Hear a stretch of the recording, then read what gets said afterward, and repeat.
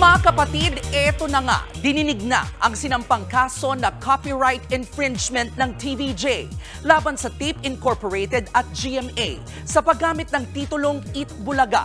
Kumpiyansa ang TVJ na sila ang mananalo. Nasa frontline ng balitang yan si MJ Marfori.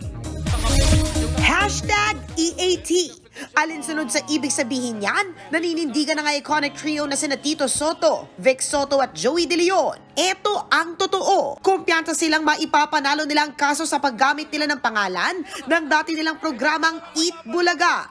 Looking chill and relax, maaga silang dumating sa unang hearing ng Marikina RTC Branch 273. Sina Tito Sotto at Joey De Leon tungkol sa copyright infringement laban sa dati nilang production at Tape Incorporated.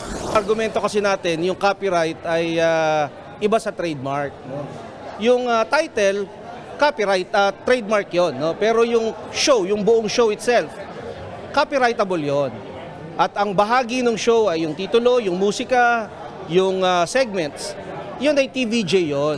Inilaban nilang hindi na dapat ginagamit ng tape at ng GMA ang titulong Eat Bulaga, pati na ang jingle at mga segment nito na orihinal na ginawa ng TVJ.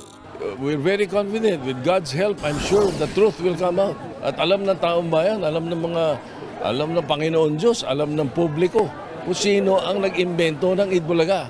Nagsabi lang kami ng totoo. Yun lang. Bahala na kayo.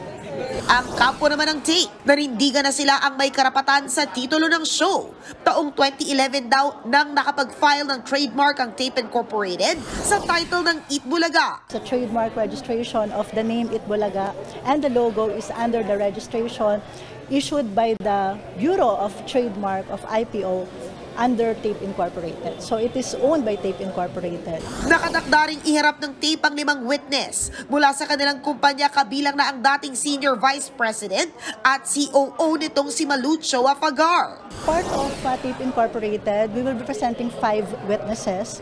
So nandun yung mga taga-admin staff ng Tape Incorporated and finance ng Tape Incorporated. Sa Lunes, July 31, itinakda ang susunod na pagdinig sa kaso.